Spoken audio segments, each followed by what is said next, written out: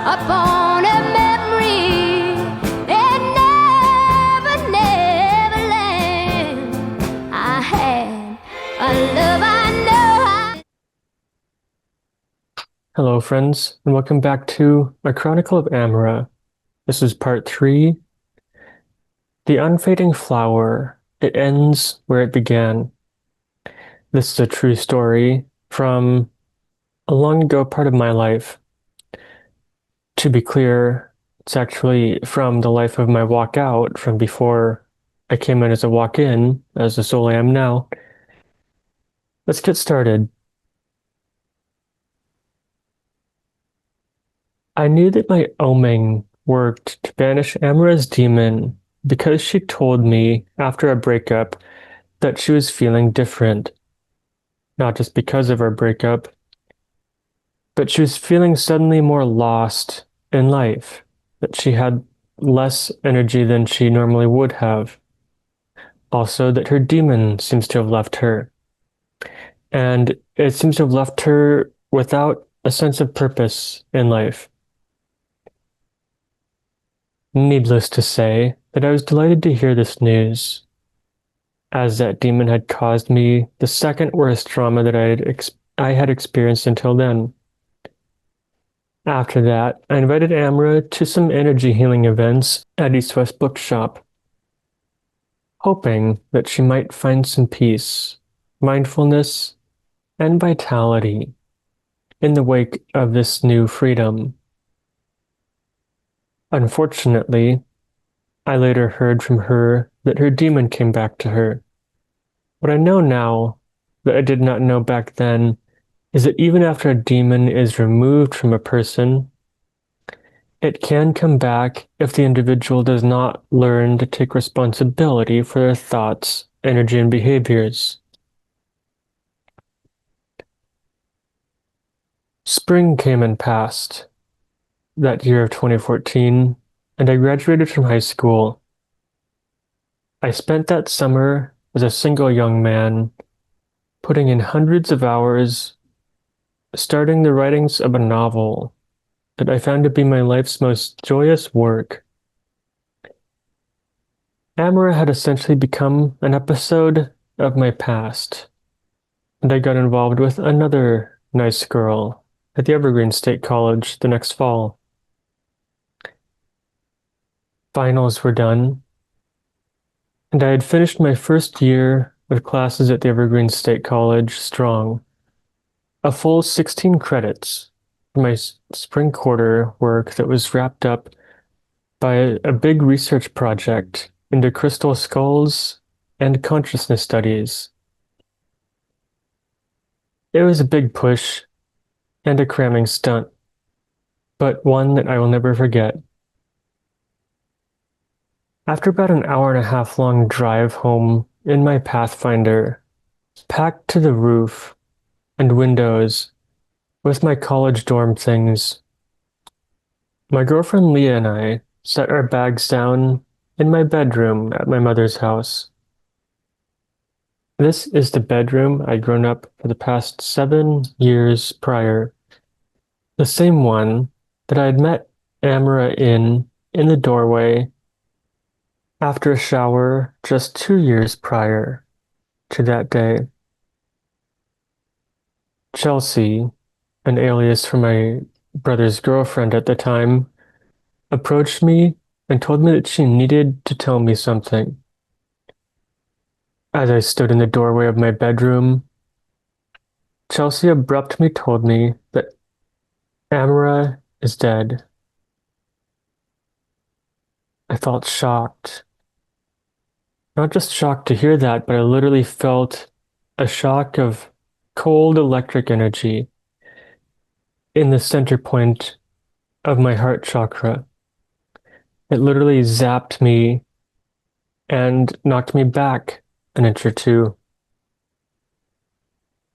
How? What happened? I asked Chelsea, who stood just a few feet in front of me. She committed suicide, she said. Unexpected to me at the time. I broke down bawling, tears flowing from my eyes, like Niagara Falls. I turned around to cry in my bedroom, taking a seat on my bed, and Leah sat next to me to comfort me. I don't recall how long I had to cry. It might have easily been 20 to 30 minutes or more before I could talk again. I guess I had a lot of emotions to process. Later that day, I had confronted my mother and even got mad at her for not telling me this news sooner.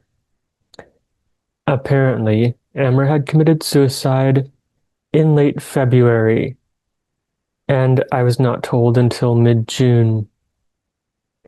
But later I did realize that my mother waited to tell me for a good reason, so that I could focus on finishing my school year. For the rest of that calendar year, even in the next calendar year, I had become somewhat obsessed with learning about what happened and why. I heard that the way she ended her life was a combination of alcohol and pain pills, something that you can't go back from after swallowing, but is a quiet and hopefully painless way to go. She did this about 14 months after I broke up with her. It's clear that it was not because of our breakup necessarily. The morning after that crying burst, I woke up in my bed next to Leah, who spent the night with me, and in my mind, I saw a big image of Amara's face surrounded by light while my eyes were still closed. She told me that the abalone heart necklace looks good on Leah and that she should keep it. I had gifted that very same abalone heart necklace to Leah that she happened to be wearing that day when we came back to my house. When Amara and I were dating, I had once gifted it to her. That was the beginning of a new friendship. Leah also happened to be clairvoyant and started seeing Amara as a spirit around us often. Amara would hang out around us, and Leah would talk on and on with her. I would often eavesdrop and listen to parts of conversations, even without them knowing at times. This would be a normal thing in our relationship that would go on for about the next 9 to 10 years, just as is normal after a person close to you passes on to the next world. I also had grief dreams about Amara for many months after her passing.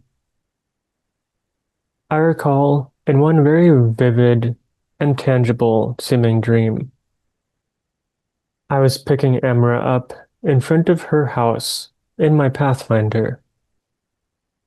She had somehow faked her death in that dream. Felt very real. In that dream, I just went with it, as this type of lying manipulation would not have been beyond the unfading flower that I knew. Probably took me most of a year to fully come to terms with her passing. It's not that I was not ready to move on with Leah, but it was that I had previously developed such intense emotional bonds with her that it took me a while to process all of it. It's not until about February of 2016, 2 years after Amra's passing, that she had told Leah that she had reincarnated. I got super excited to hear that news. Some part of me had hoped and dreamed that although I was at least 19 years older, that I could meet her in the flesh again in this lifetime. She even told us her new name, one which I will only refer to as Lori as an alias on this channel. Amara, the unfading flower, continued to be our friend in the spirit world, even a protector at times. She once helped our friend St. John and other protectors defend against a giant black cloud that was trying to get at us from the etheric realm. Fortunately, it was stopped. In an episode of my life that I can chronicle, she even helped protect us from evil reptilian aliens. Her and another spirit, his name was Dean, joined together to literally combat, yes, hand-to-hand combat, violent with the iguana-headed reptiles. Leah described her as tearing limbs off of these reptilians who were interfering with our life and causing us trouble. It seemed to work, as their interference in our lives subsided after that and after a subsequent banishing I'd performed of them. I did not know that she was capable of doing that to another being, supposedly in a physical body, as the deceased spirit herself. I had anticipated that Amara, the spirit of her that I knew, would live with us as a friend for a long, long time to come, possibly even the rest of our mortal lives, as Leah and I got married. But there was one day, I believe that it was early in 2024 or late 2023, when Leah and I had gotten into an argument. I was away, probably on a food delivery run at the time, in a job I was working, and Leah had said that she fell and was bleeding and needed my help. She sent me a picture of her head that had red all over the side of it. I was suspicious, though, because it did not look like actual blood to me in the picture. When I came home, she was passed out on the floor, and I woke her up. Lo and behold, she had painted a vibrant red pigment on her head with her hair from her makeup, trying to make the illusion of a bleeding wound. I found out that Amara had done this by possessing Leah, staging this scene, and playing the part of an argument with me. I also found out that this incident was part of a long plan that Amara had hatched to try to win me back, take over Leah's body, and have another shot at life with me, or some deranged ideal like that. She had officially stooped to the low level of a true demon herself, even to the type of deception and manipulation that I had not seen from real demons I have encountered and banished. This incident certainly made me not want to be friends with her deceased spirit anymore. Because of her demonic demonstration and deception, I was left with only one option as a protector: to banish her from this world and from ever meeting my soul again.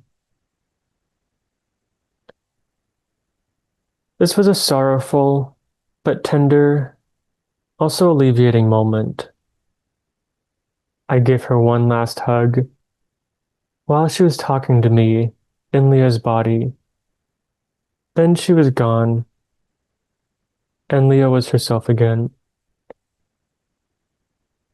Leah was shocked and upset, not only feeling a headache from apparent fall or what had happened, but also finding that someone had strewn around and ruined a good bit of her favorite makeup, especially in red shades. It is my understanding that St. John and the angels would have taken Amara away, determining what would have happened to her by the divine judgment of God, Allah. I'm of the suspicion that for many years toward the end, maybe since she committed suicide, that her demon was actually possessing her as a ghost all along, or influencing her from the background. I may never know for sure, and I have not heard from her since that day.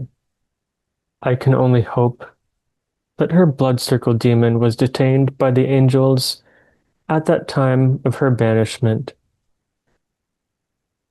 The only shred of hope that is left as a secret is that maybe her reincarnation grows up without a demon and can one day become the best qualities that Amara had, even better ones too, perhaps. Maybe her reincarnation is a demon-free, unfading flower. Thank you for watching, and thank you for watching A Chronicle of Amara, a true story from my life, from the life before my walk-in, life of my walkout, and a story that taught me, initiated me to be real in the ways of banishing demons, dark spirits, entity attachments, and has helped me awaken to the reality of myself as a protector and a child of the archangels. And this is something that I do as a profession, part of my professional energy healing life. If you happen to have a demon, dark spirit, or a detachment problem, I'll be more than happy to clear that up. As well as I'm starting a new business that I call Peaceful Rain Entity Removals. That is specifically just for entity removals, as this is actually becoming a widespread problem on many levels for the greater part of the population, I believe. With unconditional love, respect, joy for life. Until we meet again, I wish you peace.